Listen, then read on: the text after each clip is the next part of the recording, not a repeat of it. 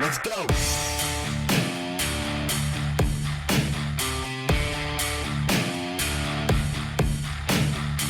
Welcome one, welcome all to the Halftime Adjustments podcast. I got my two best friends here. I got right next to me is the sexy guy. Hey guys, Luis Barraza back at it again. How you guys doing today? Why'd you go super low on your voice there? Very monotone too. Hello guys, how are you doing today? My name is Luis Barraza. And I got in front of me is... You gonna announce me? I'm Colton. Oh, do you want to announce you? I thought you gave him sexy guy. You had something nice for him. It's Nothing for me? Good-looking guy, Colton, in front of me. That's right. And then I'm Derek, of course. I am your host for today. It is August 30th, and it is a beautiful day to talk about some fantasy football. We're going to get right into the news. And we have a lot to dive into today. So we're going to start off with some unfortunate news that happened not too long ago. So Brian Robinson was unfortunately involved in a carjacking, which unfortunately had him getting shot. That is not good. Fortunately, he is fully recovered from what it sounds like. He is not in extreme pain, and I just saw some pictures on the news that showed him returning to training camp. So he's obviously not playing right now, but hopefully he has a speedy recovery and maybe he can get back to playing and get back to 100% because he looked really good in training camp. So hopefully he can That's terrible. Just somebody getting shot like that just for robbery. Yeah, I mean, they know that he has money, so they're gonna just try to do whatever. But yeah, like Derek said on the news, it said no life-threatening injuries, so that was a relief to hear. Yeah, obviously our thoughts and prayers go out to his family and his friends, his close ones. But yeah, it looks like he's going to be fine. So that is some great news to hear. So Colton, what about some other news? I've heard about what happened with Tyron Smith over there in the Cowboys. Yeah, Tyron Smith, man, he went down in practice sometime last week now and basically tore his hamstring off of the bone. He's dealing with a very tough injury. The timetable is yet to be determined for his return. It's looking like it's going to be a long road to his recovery. I've even heard some people say this could be the last snap he's ever played. Yeah. He's getting up there in age. He has had injury after injury in his career. He can't seem to stay healthy. So as good as he is, we may have seen his best years are definitely behind him. Mm-hmm. So people are saying maybe around December you could see him back. And the upside to this is that they did just draft a left tackle in this year's draft, Tyler Smith. He's going to get thrown into the fire. Yeah, this is sink or swim here. I mean, he was heavily penalized coming out of college. He had 2 penalties in his first game at preseason, and then I think in his second game he also picked up another. So he had 3 penalties this preseason. Hope he can break those. He is an anchor, though. Mm-hmm. If he can get his hands on a guy, he doesn't move. Right. He's going to be in a great position as long as he can stay healthy and break those penalties. So yeah, he's a solid rookie. I actually like him a lot, but I mean, you got to work on those penalties because that's going to be. Dallas was the most penalized team this year. You want to make it You don't worse. want to add to that. Yeah. So, I mean, hopefully he can do well. He's a rookie. We're going to see what he's made out of. Who the Dallas Cowboys play? The first, the Bucks, right? Tampa Bay. The Bucks. Yeah. Which was the same as last year. We led with the Bucks last year, too. I forgot. A little bit of a revenge game. Yeah, they lost by a field goal last year. I remember that. Last year. So, yeah, I mean, hopefully he does well. We're going to see how he adjusts to the field. Because, I mean, preseason is kind of different from regular season. You got your starters. You got your big muscle-y guys in the front line, So, I mean, hey, just, again, prayers and thoughts go out to Tyler Smith. Hopefully he has a great start. Yeah, he directly impacts that team. He makes it overall better. Colton, do you think this is going to affect Zeke in any way? Absolutely. I am a huge believer that offensive line makes the running back, not the other way around. Yeah. And you just lost an anchor. You have literally one guy last year who was left on this team, Zach Martin. Yeah. Terrence Steele is on the right. You have Connor McGovern on the left guard position and Tyler Biotish in the middle. You have a very fresh offensive line, and you just took the other pillar of it. You had Zach Martin as one pillar, Tyron Smith as the other. Yep. He's gone. You have one guy that you can really count on to lead the rest of this very young offensive line. Zeke will definitely struggle, I think. Yeah. I mean, because we all know that if they decide to go one way, because you got your veteran, offensive lineman that on the right, then they're going to stack the right side, versus try, maybe defeat your left side guy. I mean, it's just they're going to try to penetrate one way or another. And there's a lot of ways to do it with this line now. Some guys are really going to have to step up in a major way. So it's yet to be seen. Again, heavily penalized roster. You lose Connor Williams, so your left guard is new, your left tackle is new, your right tackle is new. 3 out of your 5 guys have switched. And Tyler Bionis didn't show that he was a good center last year. Right. So they should be hitting the waiver wire hard and heavy to go get some guys who can maybe bulk up this offensive line a little bit. Well, hopefully Tyron Smith doesn't stay out too long. Hopefully it's not a season-ending injury. That would be a freak injury if that happens. Jerry Jones did just come on today and announce that that he believes Tyron Smith will be back for the bulk of the season. What that means, we don't know. He thinks that he'll for sure be back in playoffs and potentially the meat of the season is how he worded it. So we'll see what that actually means for him and what that does to the Dallas Cowboys run game and how many times Dak will get sacked. That's with a new left and right tackle. We have to be pretty careful with Dak. He's obviously injury prone as well. Obviously the news with Tyron Smith being out definitely directly impacts Dak as well. I think it impacts pretty much the whole team. Oh yeah, it does. This was a killer. This hurts. Well, let's see. Let's see how long it takes to get better. So, but talking about impact. So, Derek, I'm gonna throw this off to you. You know that the Baltimore Ravens added 2 more running backs to the lineup. Even though we know that Gus got hurt, so he might be out. I won't say out of the season. Probably your 4th tier running back down. Yeah, he'll probably be out for a couple months, I think. But they added 2 more running backs. They added Kenyon Drake and Mike Davis. Yep. I think this directly impacts the running back crew that's over there in Baltimore. I think it shows that they are not 100% ready to release J.K. Dobbins by himself out there. Unfortunately, because we've seen what J.K. Dobbins can do. I mean, we've seen him as a rookie and we've seen him as in college, and so he can definitely be a really good running back if he could be 100% healthy. Did y'all like Kendrick Drake with the Dolphins? You mean the Cardinals? The Cardinals, yeah. He was with the Cardinals. He was okay for 1 year, I think, for like the end of 1 year, I believe. I think it was the end of the 2019 year. Overall, he was a letdown. Didn't he play for Miami? He was with the Raiders. He went directly to the Raiders after the Arizona Cardinals. He may have been with them. You might be thinking of Chase Edmonds because Chase Edmonds came from the Cardinals to Miami. Maybe. But yeah, I mean, Kenyon Drake, he's proven that he can be somewhat of a starter, but he's been a lot. Yeah, he has been a letdown. If anything, he's just been a vulture of touchdowns and carries. I mean, that's really all we've seen from Kenyon Drake. But that also leaves me to think that J.K. Dobbins is going to hurt from this trade. Speaking fantasy wise, yes, he's gonna hurt. Yeah. He's not gonna get hurt. Sorry. No. Speaking fantasy wise, his numbers are gonna go down for sure. We'll go ahead, Cole. I don't necessarily agree with that. I think this is an insurance policy. That's all it is. So Gus Edwards, they've already announced is starting the year on PUP, so he is automatically set to miss 4 games.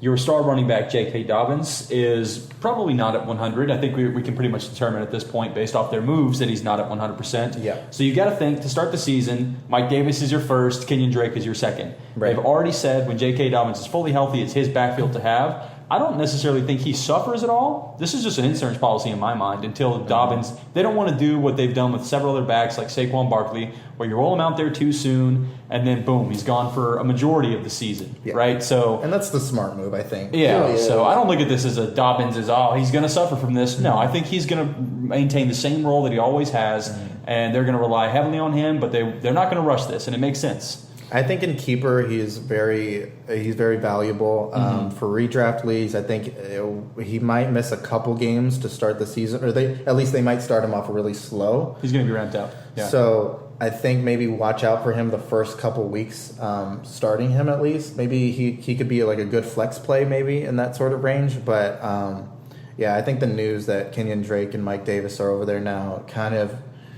adds to that point. Agreed.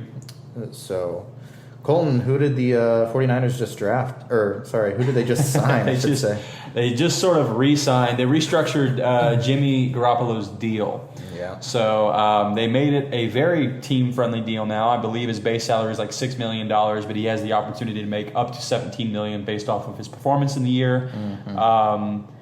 Nothing too notable. He has a no trade clause in his deal now, but I don't think they want to get rid of him. I think they want to keep the guy. Yeah, I think they want to keep him too. As a backup. Yeah, I've heard the GM say that they were not planning on cutting him at all, and they didn't. They weren't trying to cut him at all. They were just working towards this. So you don't think so? We can safely say that Trey Lance is the starter. And they've already announced. Yeah, he's going to be the starter. Safe to say the starter. But do you think Trey Lance is going to stay there if he does bad, or like I would call not? I kind of said it wrong. Get backed up by Jimmy Garoppolo. I think Jimmy Garoppolo will be sort of like a mentor in a way. I think it does kind of impact Trey Lance a little bit. I'm not trying to be too worried or nervous about it though, because they've already announced that Trey Lance is going to be the starter. I think maybe they signed Jimmy G just to be like a really good backup just for this year. Insurance policy, right, Colton? Right, yeah, like another insurance policy. Yeah. No, I don't think it's a move. I think all this does is it's removing the training wheels from Trey Lance. Yeah. You say, okay, the safety net's gone, sink or swim time, it's time to go out and prove it. And if he can't, then they know what Jimmy G is. Jimmy G, he had the opportunity several times to lead them through a playoff and even in a Super Bowl, and he couldn't get it done, right? So you know that he is good, he's capable of getting you to a playoffs, but he hasn't been able to get him over that hump. Yep. So if Trey Lance just flounders through 5 weeks, maybe you just bench him, give him a few shots, get him more acclimated to the league while Jimmy G, rights the ship, and then bring Trey Lance back. Who knows what it's going to be, but I don't really think that it has any fantasy impact towards Trey Lance at all. I don't think so either. I think, like Derek said, he's there. Jimmy G's there, just kind of mentor Trey Lance. Yeah, and I think that's the best. Just get that guy some advice, some help. To become one of the best.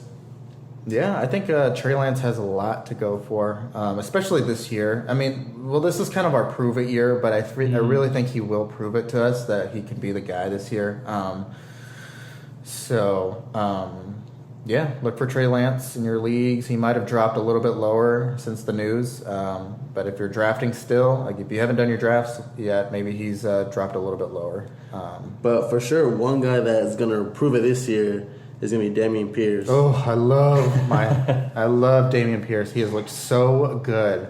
The team has just cut Marlon Mack. That is the breaking news as of August 30th. And we have seen so many good flashes from Dameon Pierce in the preseason. He is just rising up in ADP right now, which is very scary because he wasn't even on the radar until the preseason. And so Levy Smith has said time and time again that they are not announcing their RB1, but we know that it's going to be Dameon Pierce because of the way he looks in the preseason games. He has looked so good. He has looked so dominant and physical, and we know the way that the Texans are going to use him. They're going to be a shove the ball in your face kind of old school football, run it down your throat type of, and that's the type of player he is. And so we are looking for Dameon Pierce to be so good this year. The news of Marlon Mack is definitely it definitely impacts Dameon Pierce's value going forward. I think the only person he's fighting for the only competition he has is Rex Burkhead over there, right? Mm-hmm. Yeah. Which is nothing. No, yeah. So I think he's gonna be like your secondary. So yeah, Dameon Pierce is definitely gonna be your starter. Mm-hmm. And if you have him in your fantasy draft already, or you still haven't drafted, or you still haven't drafted at all, kind of keep him on your radar. I won't say too high, maybe no later than maybe 7th, 8th round. Yeah. 7th, 8th round? 7th, 8th round. That's where he's going right now. Yeah. That's about where I bet he goes higher after the I think he goes I think he goes higher after the Marlon Mack news. Yeah. You know what I'm really interested to see with him though is he going to be good enough in PPR leagues? Because I did see a side by side, and it was like some guy posted just 2 running backs getting 1.5 fantasy points, and it was Dameon Pierce running and busting up bodies for 15 yards, and then it was Leonard Fournette catching a dump pass for 5 yards, and it was like 2 guys getting 1.5 fantasy points, and it's like, how long does he have any PPR relevance? So that's yet to be seen, but I am really intrigued on if they're just going to use him as that bruiser, or will he have that PPR upside that you look for? I know for sure he definitely is a catching running back. He can definitely catch the ball, but it just depends on the offense. Exactly. How will they utilize him? I mean, that gets me thinking about how they're going to utilize how they're even going to utilize Rex Burkhead, because he's more of that pass catcher. Is that way. James White type of guy. Yeah, he's that James White type of guy, and I think that's the main reason why they kept him instead of Marlon Mack. So I guess it's yet to be seen. Hopefully, Dameon Pierce will be that guy. If you draft him in your leagues, you're hoping that he is that pass catching guy. So it's yet to be seen, but hopefully we'll see it this year, and we could have a real superstar in our hands, because he really did look really good. He looked amazing. I mean, he had 6 carries for like almost 40 yards. Yep, and a touchdown. And a touchdown. Yeah, looked great. It's wild. But yeah, hopefully, he'll prove it to you in your drafts. We just had our personal draft. We did, yeah. We did, yeah. A couple days We ago. just had our personal draft, and I actually got him on my team in the 9th round. In the 9th round? In the 9th round. So jealous. One pick ahead of me. I was eyeing him, and he snuck him out from under me. Who did I get in the 9th round? I don't know. I'm trying to think. Not Dameon Pierce. It was Obviously, I got it was 9 and 10 for me. I'm not sure. I told we got a defense and a kicker, knowing how you draft. Yeah. You know what? I almost guarantee that's what you did in those later rounds. Luis has this thing where he drafts his whole starting team first, and he'll take a defense and a kicker entirely too early. You know what? You got Rashad Penny in the 9th round. I'm looking at it right now. Penny, you got Rashad Penny in the 9th round, and then you got Melvin Gordon at 10. Oh, yeah. See, perfect. So. And then boom, 11, Justin Tucker, 12, Los Angeles Rams defense. First guy to take it.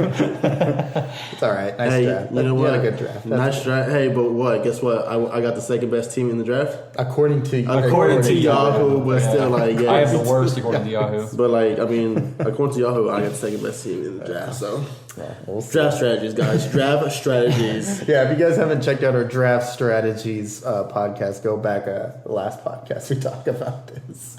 All right, guys. We're gonna introduce a new segment. It's called Convince Me. Convince me. Convince us, convince you. We're trying to convince you guys as well. And hopefully you guys try to convince us. But pretty much we're going to be throwing out a couple names out there. And then, so for example, I'm going to be throwing out, which one am I throwing out? Josh Jacobs versus Chase Edmonds. So it's up to me and Colton to convince Luis to draft. Like I'm gonna pretend like I have no idea who these guys are. Yeah, you're gonna pretend like you don't know who to draft. Exactly. These guys are on the fence and they're really close. Yeah. So all right, Derek, I want you to start. You who's your guy? start? Who do you think is best out of Josh Jacobs or Chase Edmonds? I'm going with Josh Jacobs here. I really think you should draft Josh Jacobs over Chase Edmonds. Okay, and I'll tell you why. There you go. You know who just got traded to the Baltimore Ravens? Who got traded to Buffalo? Kenyon Drake just got traded to the Baltimore Ravens. You're right, He is on that team. He was the number 2 running back in the Oakland Raiders behind Josh Jacobs. And so now they only have Josh Jacobs on that team. That just tells you that they are looking to use Josh Jacobs more effectively. So they're gonna have a number 2 running back for sure. You have no idea who it is. They're gonna have a number 2 running back for sure. Yeah. Backup. But he's not going to be utilized as well as they would have utilized Kenyon Drake. Josh Jacobs is going to be that grinder. He's going to be He's going to be in the pass catching role that Kenyon Drake was in more of. He also was really good in the preseason. Josh Jacobs was really good in the preseason. He was really good. And it. I think you should draft Josh Jacobs over Chase Edmonds this year. Okay. That is my argument. Colton, what do you have to say about that? What a terrible call. Counter my argument. I mean, just terrible. Oh, yeah, right. He's awful. Let's start with my favorite thing to go to, injury history. What's the best ability? Availability, gentlemen. And Josh Jacobs doesn't have it. He started 13 games his first year, 15, and then 15. So That's not bad. That's not bad. It's not horrible, but it's not what you want out of a starting running back. Your starting running back, and presumably your running back too, you want a guy who's going to be there consistently for you, right? Okay. Okay. Chase Edmonds has consistency. He's out of the 4 years he's played, he started 16, 13, 16, and 12. So last year, he took a slider, like a downhill roll, due to James Conner being the starting guy. But he now has the opportunity in Miami. Brand new face in Miami, brand new team, and they've invested heavily in their offensive line. He has the pass catching upside. He's one of those guys that can go for 1,000 yards running, 1,000 yards receiving. They just got rid of their running back in Sony Michel, so the backfield is also open for him. He has less injury history. He has the upside of PPR, and I think he's in a better offense overall. There are less mouths to feed. Over there, Josh Jacobs has to worry about Waller. He has to worry about Renfro. He has to worry about Devontae Adams. You only have to worry about Tyreek Hill. You got Waddle as well. But Waddle's injured right now. So you don't really have to, and I don't think there's going to be that much to worry about with him. I think there are less mouths to feed. Gesicki isn't taking away touchdowns. Waddle, I don't really think is taking away touchdowns. And there's no one else in the backfield to even go against him. He has this backfield, and he has that chance to go 1,000 like CMC. David Johnson, those breakout years. It's coming. Edmonds is the guy to have, not Josh Jacobs. I think the fact that you said that that Josh Jacobs has a better offense actually makes him more valuable, Luis. I think it makes him more valuable in that team because, look, these guys are focused on Chase Edmonds being the lone wolf over there in Miami. Yeah, you have Tyreek Hill, and he's probably going to be double covered. But you know who's directly on that box? Those defenders that are looking at Chase Edmonds whenever he gets on the field. And so they're looking at him and saying, oh, they're about to run it, and he's about to blast for 50 yards. These defenses are going to want to stack the box on him and want to make him try to go through them. They're not going to want him to go the outside routes, which is what he loves to do, is go to the outside. They're going to want him to go inside, and they know that's the type of runner he is because that's how he was in Arizona. So what I'm looking at in Josh Jacobs, he has more weapons on that team in order to get those defenders off of him. So we're looking at Darren Waller taking off the middle guys because he's really excels with those middle routes. Who did they just sign over there? Devontae Adams to get over on top. They're going to get those safeties off of Josh Jacobs. These guys are going to try to go around him to get to Josh Jacobs. Then Devontae Adams is going to blast off for a 20, 30-yard gain because there's nobody out there. There's going to be blown coverages. There's going to be more misses over there. Heck, this is going to be a huge plus for Josh Jacobs' all of his catching upside. He's especially in PPR leagues. If you're in a PPR league, Luis, which I know that you are because you're in my league, he is going to catch more balls than Chase Edmonds. He is going to be more valuable on your team. I like the argument. Okay, counterpoint here. Let's start with just a few things that you've said to just tear this to shreds pretty much instantaneously. Number one, how is he going to catch more passes when Devontae Adams, Waller, and Renfro are there? How will he have more PPR upside? The target share won't be there. The target share is going to be commanded by those other guys. There's no chance that he'll have the opportunity to do that. And even if he has those great opportunities to work in the middle and all of what he's saying, who's going to block for him?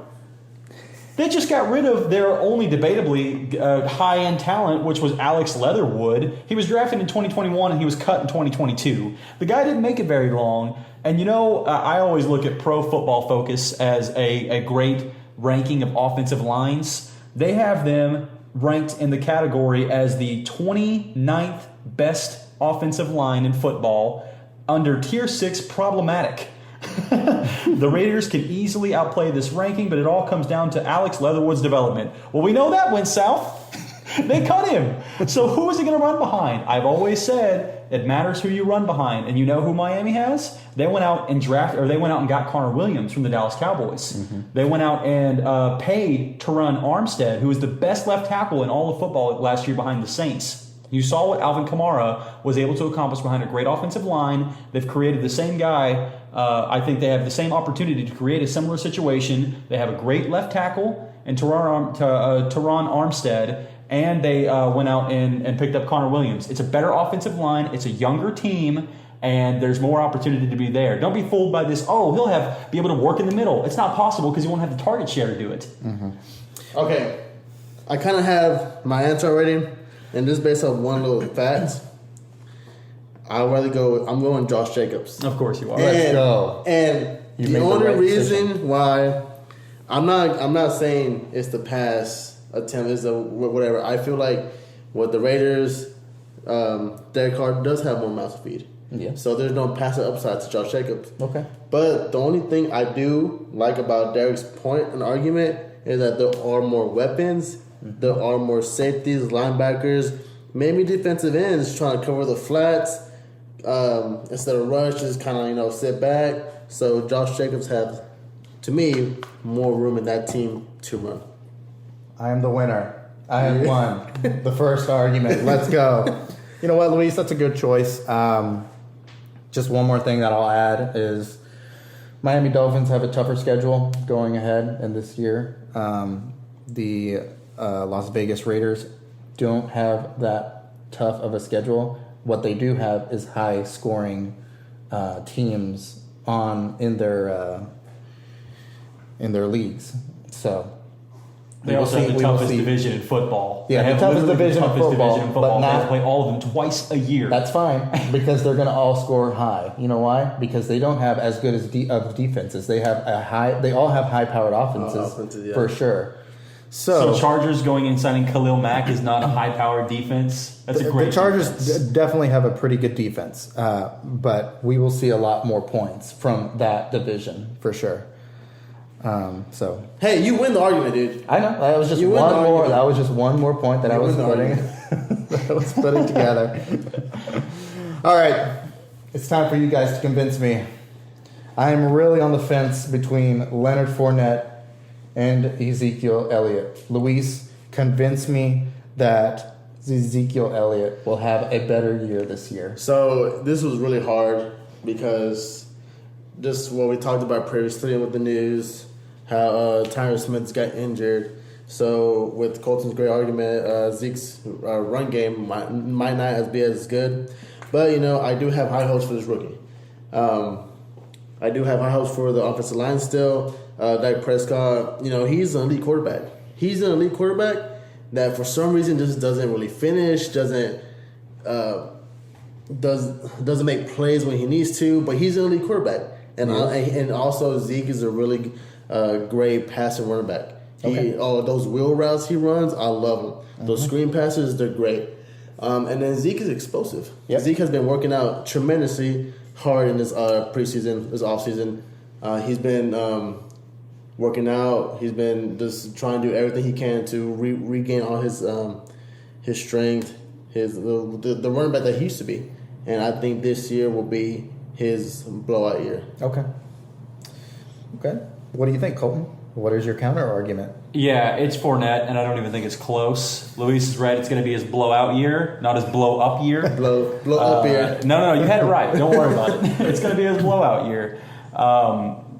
Okay, first of all, let's just get rid of this whole Zeke can make it to the outside. Zeke hasn't been able to make it on an outside run in forever. That's why we talk about when is Tony Pollard going to get more touches. And you know what they call him? Thunder and lightning. Because Zeke is your thunder, Tony Pollard's your lightning. Zeke has lost the ability to be quick. He gets caught. Name the last time that Zeke busted off for a run. It was 2019, I can tell you. The past 2 years, he has not had a run where he's beat the safeties, beat the linebackers, and taken it to the house. It doesn't exist. It doesn't happen. You talk about quarterbacks. Who's the best quarterback in the NFL? Let's just start there. Josh Allen. Josh Allen. Tom Brady. It's Tom Tom Brady. freaking Brady. Oh, okay, yes. The GOAT. The guy According who to top 100, he's number one. So I guess he is. Yeah, the safe guy in who the just top. passed for 5,000 yards. Let's start Tom there. Brady, yeah. It's Tom Brady. And who you want to talk about a guy who's going to check it down? It's Tom Brady. Leonard Fournette is going to get the workload here. The opportunity is there. Ramondre Stevenson is the rookie who they drafted to take over as the backup position. They got rid of Rojo.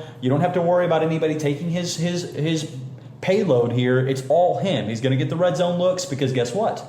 Chris Godwin is injured. They got rid of O.J. Howard. The opportunity is going to be there for him, but they still have Mike Evans and Julio Jones. So that argument, Luis, or that you made last time of him, the safeties being able to crash down and linebackers being able to crash, it doesn't exist because the team is still good enough to function. Oh, man. Leonard Fournette's fat. He's gaining so much weight. He's gaining so much weight. He's going to be slow off the ball. Okay. And the touches that he used to have, they're not going to be the same. That point, those 0.5 seconds, 1 second are a huge difference. Man. Isn't there an injury on the offensive line, Luis? For the Cowboys? For the Tampa Bay Bucks? The Bucks? Don't they have a center that's injured right now? Oh, yeah, they do have a center. Yeah, I'm pretty sure he's the number one offensive lineman, too. Their He center's was up injured. there. Yeah. Man, that's tough. Are you guys gonna keep going? Oh, I have more to say. I thought he was going to make more of a counter other than he's fat. Hey, he is so I was fat. waiting for more to come out of his mouth. But if he's done, I'll counter that by saying Tuesday, literally last Tuesday, Leonard Fournette was weighed in public by everyone and came in at 245, which was his weight that he played at last year when he had success. Finished RB7, by the way, last season on only 180 touches. They're saying this year he could go to 225. So he's going to see an increase in volume. He's at his old playing weight, and he's going to get all the red zone work. I don't even think it's close. You have Tony Pollard breathing down Zeke's neck. They've already said they want to get him worked in more this year. I don't think it's not even close here. It's Fournette. He has the pedigree, he has the opportunity, and he doesn't have a young guy who's faster, shiftier, more elusive, breathing down his neck for touches, and who will take it to the house on him. Yeah. It's the Fournette show, and it's coming. That's a tough call. Do you think Tony Pollard is going to directly impact Zeke's PPR value? Absolutely. Well, he did last year. Why wouldn't he this year? He took those passing downs from him. Whenever they knew that they needed somebody to take it to the house, they brought him in. Zeke doesn't have the ability to get to the outside anymore. He doesn't have that same speed he used to have. He gets caught. He always gets caught. And guess what? He experienced his first injury last year. He messed up his knee last season. So are we just saying that a running back who's taken more touches than anybody since he's entered the league in 2016, his body's not wearing down on him? Yeah. I'd say he has more opportunity or a higher chance to re-injure, and he's at a larger risk for Tony Pollard to eat more into those touches than the other way around. All right, Louise Colton is in the lead right now. I need you to convince me that Zeke will be a better pick this year. What have you got for me? Zeke's been on a diet. You know what? It's kind of hard to counter all that. I'm not gonna lie to you right now. I'm looking at Zeke's numbers and they're just declining. For that, I will take Leonard Fournette over Ezekiel Elliott. I agree with Colton. I think Leonard Fournette will have a slightly better season than Ezekiel Elliott, just because there's nobody around Leonard Fournette for this year. They got rid of Ronald Jones. I think, and with the news with Tyron Smith right now, I think Leonard Fournette is in a better situation. I mean, I know that the offensive line in Tampa Bay is struggling as well, but I think that Leonard Fournette will have a better season this year. So Nice. Winner. I'm 1 for 1 here. Colton's won that one. Luis has the opportunity to go 1 for 1, or Derek can go 2-0 here. Let's see it. All right, boys. Let's talk about this last group here. We're going to go... Derek, I want you to convince me of Cam Akers. Love him. Luis, I want you to convince me of Travis Etienne. That's a lot better person compared to, or try to sway your opinion to. All right, Derek, kick it off then. See what Cam you got. Akers.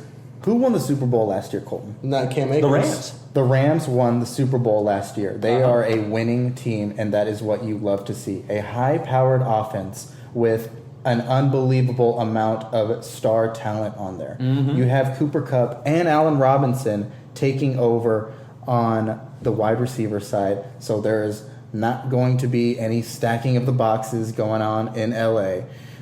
Who's in Jacksonville right now? Who's your top wide receiver in Jacksonville right now? Probably Christian Kirk. Probably Christian Kirk, right? Yeah. Is he as good as Cooper Kupp? I No, don't think so. he's definitely right. not. I don't think so. So we're looking at a very high-powered offense in in LA with the Rams, who are going to be lighting up teams, who are going to be scoring so many points, who are going to be throwing and getting balls inside that 5-yard line to where you are going to see Cam Akers score a lot of touchdowns. Okay. I am not worried about Darrell Henderson at all. I think Sean McVay is lying whenever he says that they're going to use both of them, because Sean McVay has always leaned towards only using one running back, and he is going to do that again this year. He says that there's 2-star running backs. I think maybe that influences Cam Akers a little bit more to get out there and to get more out of his worth in Los Angeles. I think he's going to be a star out there. He is going to be a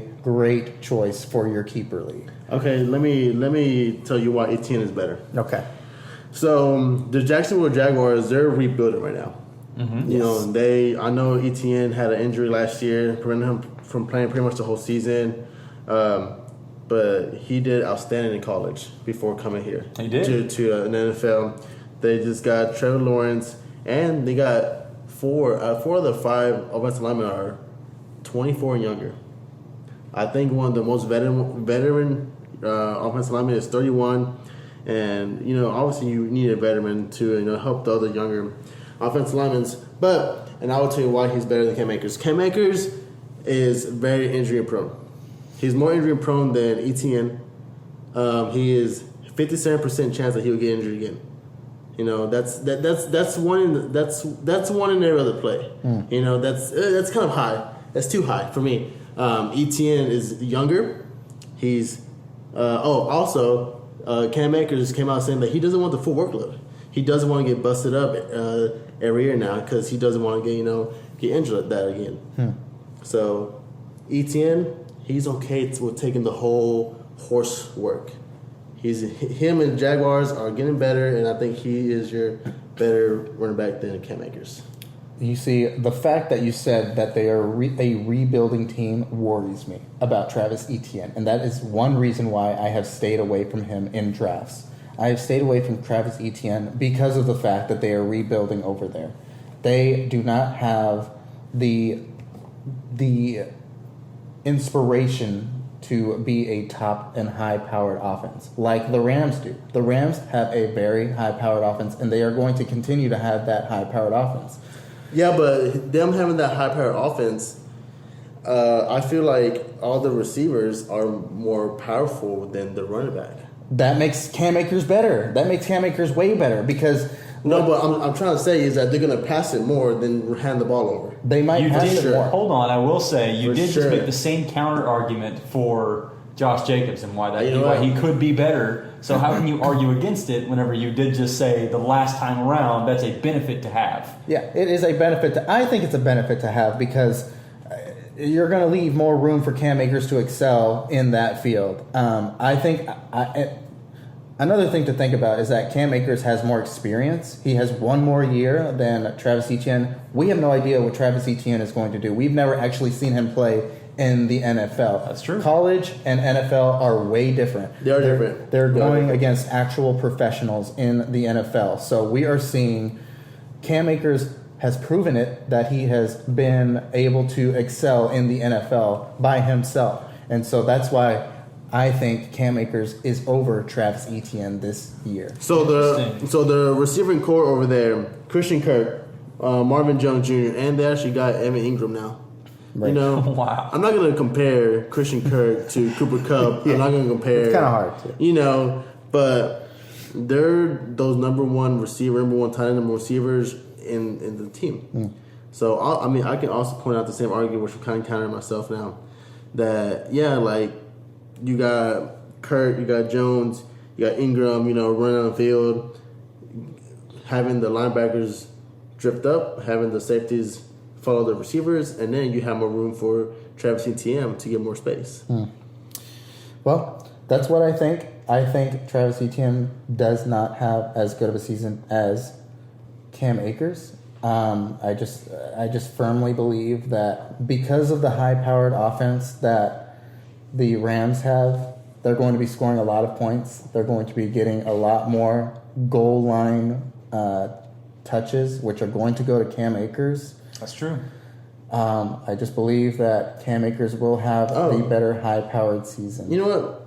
That could be right, but also we all know that James Robinson is hurt, and he is clearly not the cutthroat RB2. So RB1 for sure is going to be Travis Etienne Jr. Another thing that I'll say is that because of James Robinson, he's hurt right now, but he will be coming back pretty soon. He's not going to. He could be ready for week 1. He could be ready for week 1. We have seen James Robinson do it.